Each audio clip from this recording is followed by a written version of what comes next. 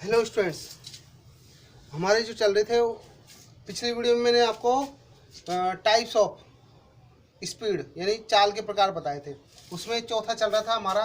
पहला कौन सा था? एक समान चाल, दूसरा था असमान चाल, तीसरा औसत चाल, चौथा था हमारा ताक्षणिक चाल। ताक्षणिक चाल, इसको दोबारा समझिए एक बार। ताक्षणिक चाल को क्या बोलते हैं? इंस्टेंटेनियस। देखिए, किसी क्षण विशेष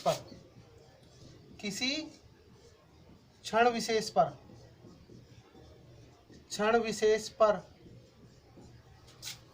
चाल का मान ही ताक्षणिक चाल कहलाता है। ताक्षणिक चाल कहलाता है, राइट। तो देखिए कैसे कि ताक्षणिक चाल इक्वल टू होता है limit delta T tends to zero, और यहाँ पे आएगा डेल्टा एक्स बटे डेल्टा टी। देखो डेल्टा टी लिखा है, इसका मतलब इसको पढ़ेंगे कैसे? डेल्टा टी टेंस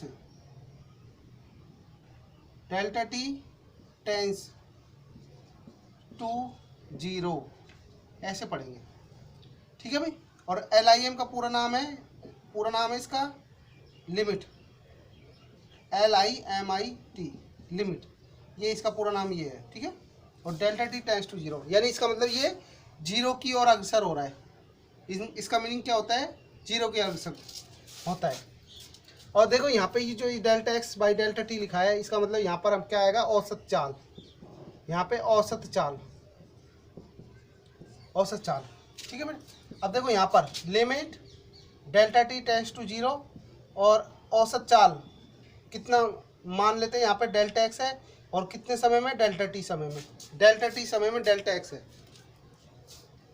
दूरी तय करता है वो। तो देखिए इसको लिमिट लगाई है, तो लिमिट के साथ ये पूरा फंक्शन है, ये पूरा फंक्शन किस में कन्वर्ट हो जाएगा? आपका अवकलन में कन्वर्ट हो जाएगा। किस में कन्वर्ट हो जाएगा? अवकलन में। डी बाई डी एक्स, ठीक है। डी बाई यहाँ पे डी टी आएगा, क्यों? डी बाई डी टी, और ये एक्स अपना ये रहा, राइट भाई। अब देखो इसको एक एग्जाम्पल से समझते हैं। यानी ये limit delta T tends to zero है, ये आपका शून्य की ओर अग्रसर हो रहा है, और ये आपका किस में हो जाएगा? कन्वर्ट अवकलन के रूप में। इसको कैसे लिखेंगे? अवकलन के रूप में। अब इसको एक एग्जांपल से समझते हैं। एग्जांपल से देखिए,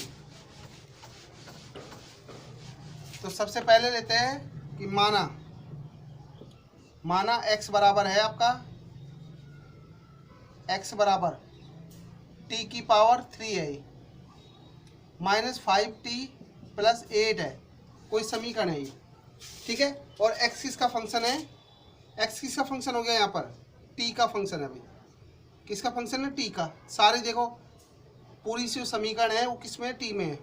t cube minus 5t plus 8 है, राइट भाई। अब देखो इसमें एक जनरल फॉर्मूला है, छोटा सा फॉर्मूला है अवकलन का जो सूत्र होता है वो क्या होता है? सूत्र कि डी बाई डी एक्स, इसको मैं साइड में यहाँ लिख देता हूँ। सूत्र कि x की पावर n है, राइट भाई। तो इसका जो अवकलन होता है वो n तो आगे आ जाता है, ये n है वो आगे आ जाएगा, ठीक है। और x की पावर 1 कम हो जाएगी, छोटा सा सूत्र है, ठीक है। पावर क्या हो जाएगी? आगे हो जाएगी। अब देखो यहाँ पर, अब इसका अपन को ताक्षणिक चाल निकालनी है, तो क्या करेंगे? इसका t के सापेक्ष क्या करेंगे? अवकलन, t के सापेक्ष अवकलन करेंगे तो कितना होगा? देखो डी बाई डी एक्स आएगा यहाँ पे, डी बाई डी टी, क्योंकि टी के सापेक्ष कर रहे हैं, डी बाई डी टी, और यहाँ पे अब आएगा एक्स, ठीक है, एक्स, ठीक है।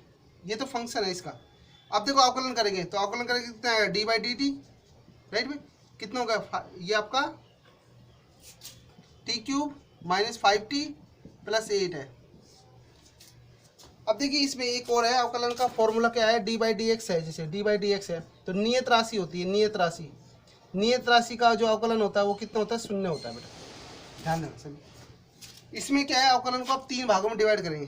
तो 3 भागों में यहाँ पे डिवाइड करो, इसके साथ भी आएगा, इसके साथ भी आएगा, इसके साथ भी आएगा। डी बाई डी टी कितना आएगा, टी का क्यूब माइनस कितना हो जाएगा यहाँ पे, D by D T 5t plus D by D T 8। इसको सीधा, ठीक। तो मैं इसको ऊपर ऊपर ले लेता हूँ आगे।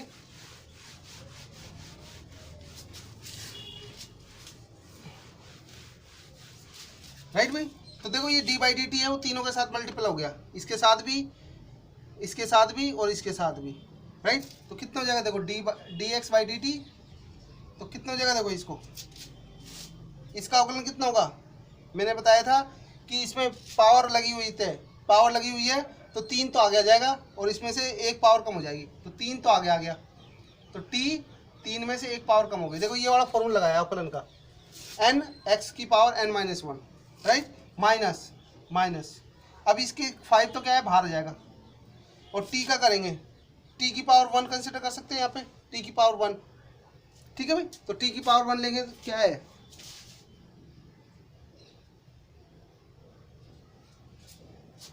देखो ये मैं फॉर्मूला ऊपर लिख देता हूँ एक बार, ठीक है। कौन सा है, जीवन,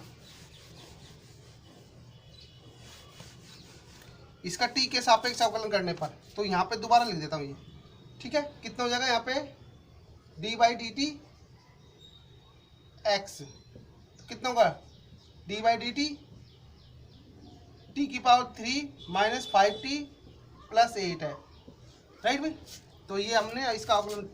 तो अब देखो डी बाई डी टी इसके साथ मल्टीप्लाई होगा, इसके साथ भी मल्टीप्लाई होगा, इसके साथ भी मल्टीप्लाई होगा, कितना हो जाएगा, D by D T T की power 3 minus D by D T, यहाँ पे आ जाएगा 5t और plus D by D T 8। ठीक है भाई, ये इस तरह से।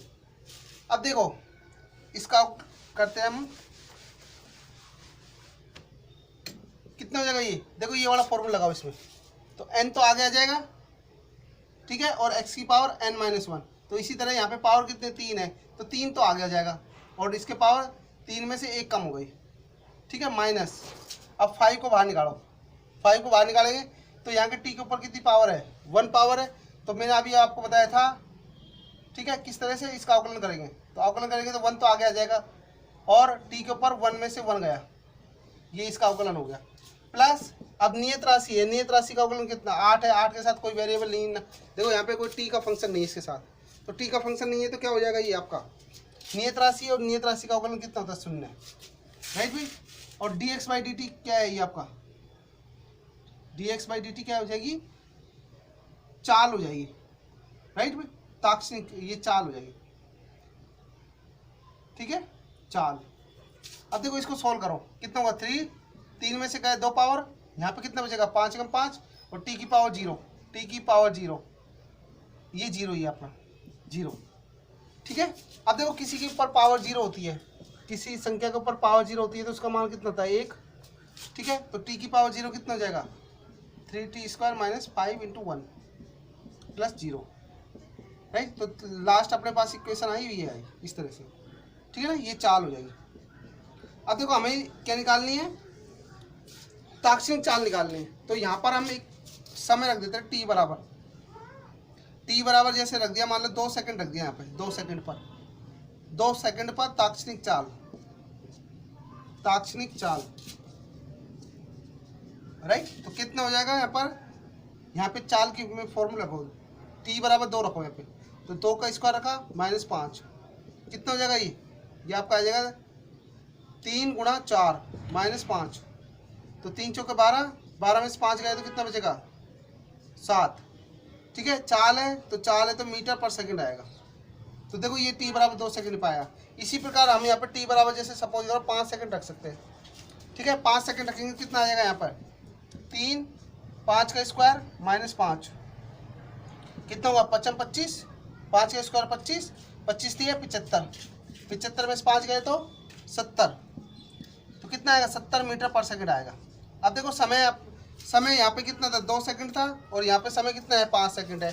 तो अलग अलग समय पर है ये, अलग अलग समय पर क्या है, चाल निकाली है, तो यानी किसी क्षण विशेष पर, क्षण विशेष का मतलब जैसे 2 सेकंड निकाला, 5 सेकंड निकाला, हम ऐसे ही t बराबर 8 सेकंड रख सकते हैं, ठीक है, t बराबर 15 सेकंड रख सकते हैं। तो किसी क्षण विशेष पर जो मान निकल के आता है वो क्या कहलाता है, तार्किक चाल कहलाता है। राइट भाई। इसके पश्चात नेक्स्ट है वेग।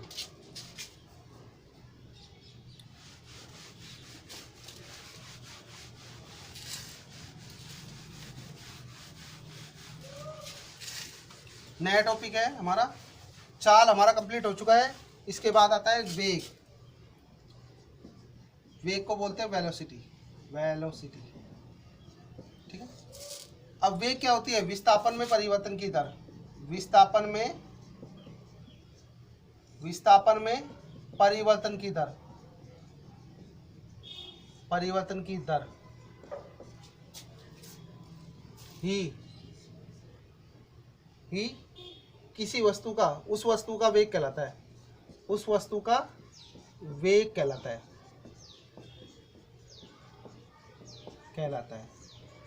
राइट भाई। तो यानी क्या हो जाएगा, वेग बराबर आपका आएगा विस्थापन बटे समय, क्योंकि दर आया है और दर का मतलब क्या होता है, समय, ठीक है ना। तो ये क्या हो जाएगा, विस्थापन में परिवर्तन की दर, किसी वस्तु के विस्थापन में परिवर्तन की दर ही उस वस्तु का वेग कहलाता है। राइट। तो कितना हो जाएगा, वेग बराबर हो जाएगा विस्थापन बटे समय, ठीक है। तो वेग कैसी राशि है, वेग एक सदिश राशि है,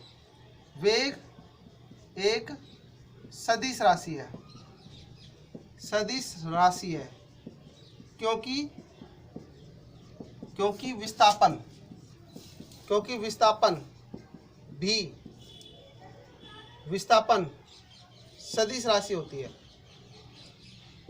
सदिश राशि होती है,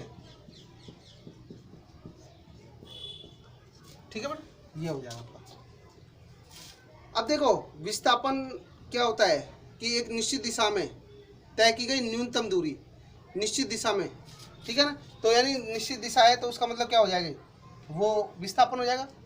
तो विस्थापन आ रहा है तो इस कारण वेग भी क्या हो जाएगा, सदिश राशि हो जाएगा, ठीक है भाई। तो अब इसके बाद आते हैं इसके मात्रक। वेग का मात्रक क्या होगा, मात्रक इसका सेम वही होता है जैसे चाल का मात्रक होता है। क्या होता है, क्योंकि विस्थापन किस में मापते हैं, विस्थापन अपन मापते हैं मीटर में, किलोमीटर में, और समय किस में, सेकंड में या हावर में। तो मात्रक क्या आएगा इसका, वेग का जो मात्रक आएगा,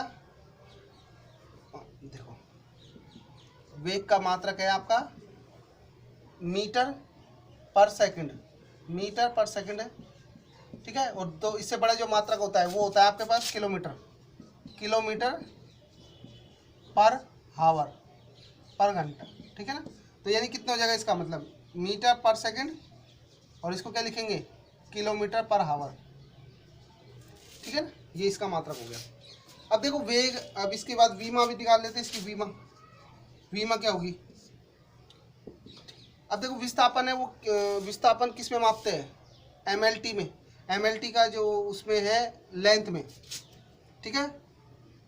वेग विस्थापन किस में मापते हैं, मीटर, किलोमीटर, राइट। तो यानी क्या होगी, लंबाई हो गई, लंबाई, ठीक है, लेंथ हो गई उसकी, और समय टी हो गया, t1, राइट। अब इसमें देखो दो ही फैक्टर आ रहे हैं, L1, तो यानी किसको और सोल्व करेंगे, कितना आएगा, L1 t -1, टी को ऊपर लेके आएंगे तो -1।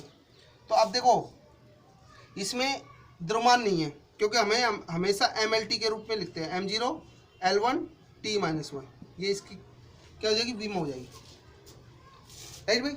अब देखो नेक्स्ट आता है वेग कितने प्रकार के होते हैं, वेग 2 प्रकार के होते हैं, राइट भाई।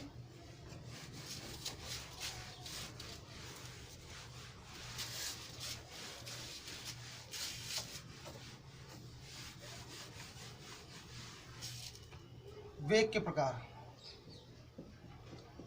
प्रकार,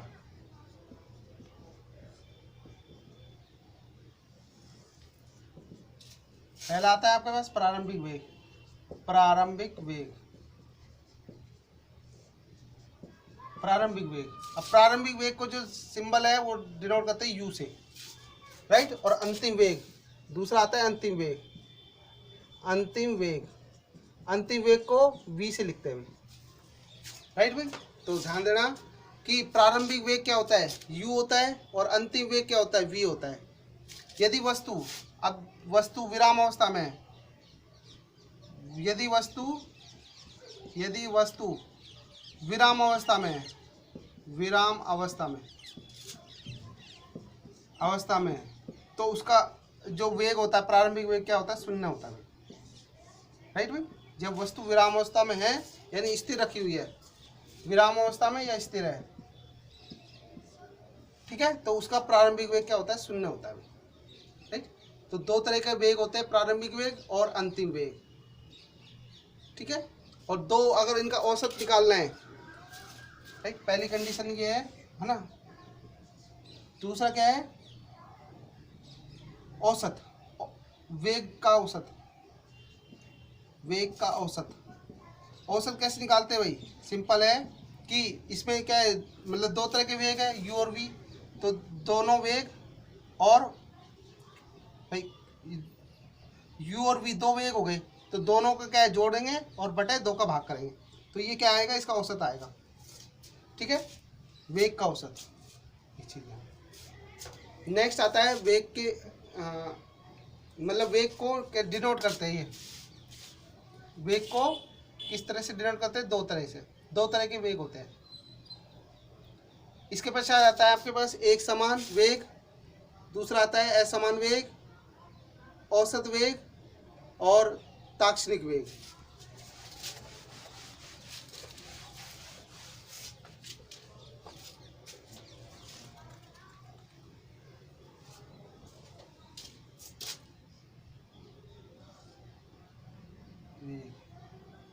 एक समान वेग,